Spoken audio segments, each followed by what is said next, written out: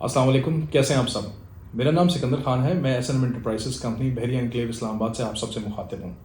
जैसे कि पिछले वीडियो में मैंने आपको बताया था कि सेल परचेज़ का क्या तरीक़ेकार बहरिया एनक्लेव में है।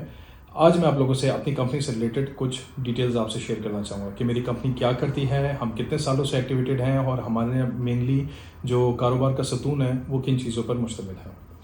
सबसे पहले मैं आपको ये बताना चाहूँगा कि बहरिया एनक्लेव इस्लामाबाद में हमारे काम करने का मकसद है अपने क्लाइंट्स के ख्वाबों को हकीकी शक्ल फराहम करना। फिर चाहे वो सेल परचेज़ की सूरत में है, चाहे वो कंस्ट्रक्शन की सूरत में है या चाहे वो इंटीरियर डिज़ाइनिंग की सूरत में है।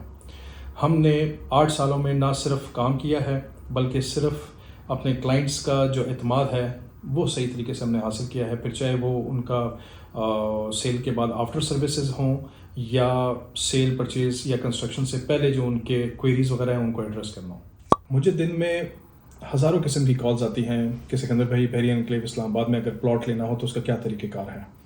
तरीक़ेकार मैं आप लोगों को पहले एक वीडियो में बता चुका हूँ कि ट्रांसफ़र किस तरीके से होती है। अब मैं ये बताऊँगा कि हमारी कंपनी क्या करती है और जो मेरा स्टाफ है वो क्या करता है।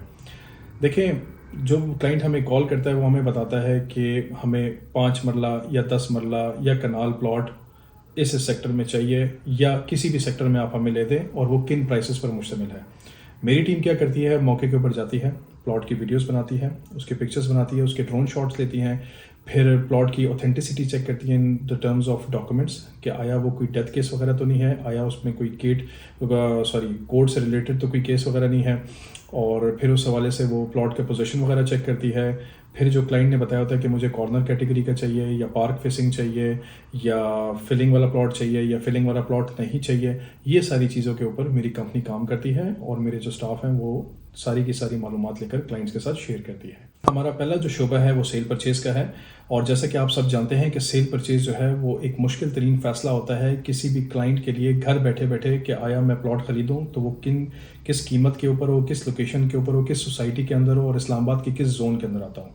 चूँकि बहरिया एनक्लेव इस्लामाबाद जोन 4 के अंदर लोकेटेड है, यहाँ पर मेरी कंपनी और मेरा स्टाफ जो है वो आपको घर बैठे बैठे आपके इस मुश्किल फ़ैसले में, आपको सफ़र करने में साथ आपके ट्रैवल करती है। From point of selecting the plot till the time you get the plot in your name which is called as transfer.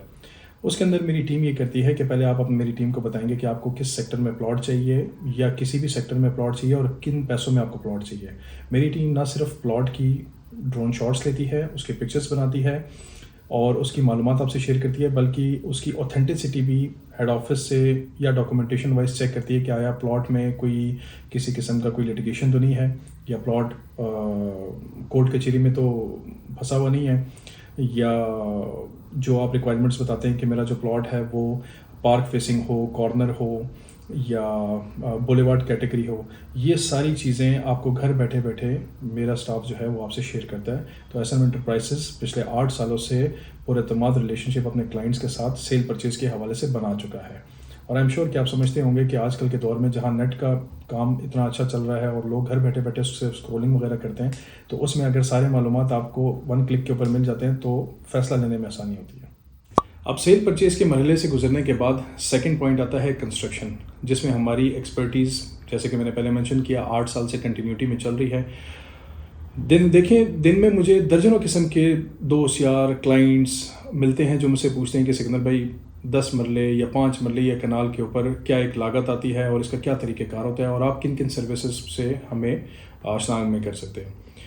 हमारी कंपनी एस एन एंटरप्राइजेस आपको 3 मराहिल से गुजारने में मदद करती है और 3 किस्म के आपको ऑफ़र्स देती है। अगर आसान अल्फाजों में आपको समझाऊँ, नंबर 1, अक्सर क्लाइंट हमें कहते हैं कि मटेरियल हम प्रोवाइड करेंगे और लेबर और कंसल्टेंसी आप क्या चार्ज करते हैं, तो हम इसके ऊपर भी काम करते हैं आपका घर बनाने में, फिर चाहे वो 5 मरला हो, 10 मरला हो या कनाल हो। सेकंड ये है कि क्लाइंट अक्सर हमें कहते हैं कि जी मटेरियल भी आप, लेबर भी आप प्रोवाइड करेंगे और मुझे एक तैयार घर की चाबी आप मुझे देंगे, तो उसके ऊपर भी हम काम करते हैं। ठीक हो गया, उसका रेट एक डिफरेंट होता है एज़ कम्पेयर टू कि जब क्लाइंट हमें मटेरियल प्रोवाइड करता है। और थर्ड तरीका ये होता है कि कोई क्लाइंट आता है जो ये कहता है कि जी मैं मटेरियल भी खुद ही ख़रीदूँगा, लेबर भी आप मुझे प्रोवाइड करें, लेकर मैं ही आऊँगा, काम भी मैं उनसे करूँगा, बस आप मुझे वेंडर से तारुफ़ करवा दें कि ये इस चीज़ का वेंडर कौन सा अच्छा है और वो कितने में काम करता है, और उसमें हम क्लाइंट से अपनी कंसल्टेंसी चार्ज देते हैं till the time your project is completed. इसमें एक पॉइंट मैं आपको ऐड करना चाहूँगा कि देखें, हमारा काम किसी क्लाइंट का घर बनाने पे नहीं होता, ठीक है। वो तो कोई भी आपको ठेकेदार वगैरह बना सकता है। हमारा काम यह है कि हम किसी क्लाइंट के प्रोजेक्ट को उसका प्रोजेक्ट नहीं बल्कि अपना प्रोजेक्ट लेकर समझते हैं। वाई?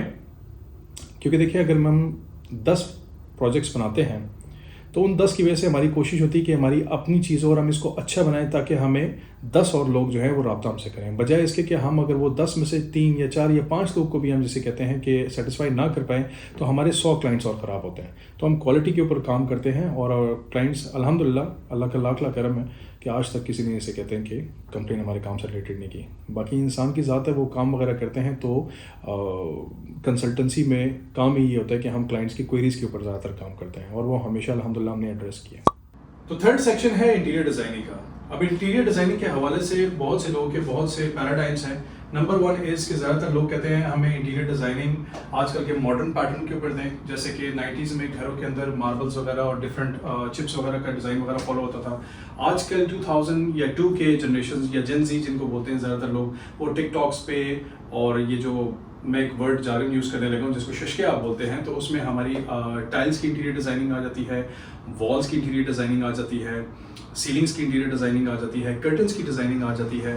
वार्डरोब्स के अलावा आपके जो डोर्स हैं वो किस डिज़ाइन के होने चाहिए, क्या उनका साइज़ होना चाहिए, आप जो डिज़ाइन क्लाइंट अपना टेस्ट बताता है हम उस हवाले से वो चीज़ बना कर देते हैं। तो ये था हमारा कंपनी का एक छोटा सा इंट्रोडक्शन जिसमें मैंने आपको बताया हमारी कंपनी क्या करती है और कितने अरसे से कर रही है, जिसमें कंस्ट्रक्शन, सेल परचेज और इंटीरियर डिज़ाइनिंग है। हाँ, एक बात मैं और एडअप कर देना चाहता हूँ। मार्केट में ये स्टेटमेंट एक चल रही है जिसमें अक्सर सुनने में आती है, लोग कहते हैं कि मुझे A+ कंस्ट्रक्शन करवानी है, A++ करवानी है, A- करवानी है। ये A- सुनी भी मैंने पहली दफ़ा है कि पता नहीं ये किस किस्म की कंस्ट्रक्शन है। देखिए, एक कैटेगरी होता है A, एक होता है B, दैट्स इट, जो मेरी एक्सपर्टीज़ है जिसमें मैं अभी तक जाता हूँ। ए में आपकी जो एसेसरीज़ होती हैं वो इंपोर्टेड लग जाती हैं और बी में आपकी एसेसरीज़ लोकल लग जाती हैं। अब लोकल में एक वैरायटी और ऑफ रेंज चीज़ें मार्केट में पाई जाती हैं जो आपको मीडियम प्राइसेस से लेकर मीडियोकर प्राइसेस के अंदर ही आपको मिल जाती हैं। और जो कैटेगरी ए है जिसमें आप उसको A कह लें, A+ कह लें, A- कह लें, जो आपका दिल चाहता है वो आप उसको कह लें, वो इम्पोर्टेड कैटेगरी को डिफाइन करता है और वो ज़ाहिर बात है कि फिर काफ़ी एक्सपेंसेस आते हैं, फिर चाहे वो किचन की एसेसरीज हैं, वार्डरोब्स हैं, डोर्स हैं, टाइल्स हैं, you name it and you can find it. Interior designing by the way जो इंटेलिजेंट स्पेसिंग है वो भी हम करते हैं। आपके घर में छोटी सी किसी जगह को इंटेलिजेंट स्पेस वाइज किस तरीके से यूटिलाइज करना है वो भी हम करके देते हैं।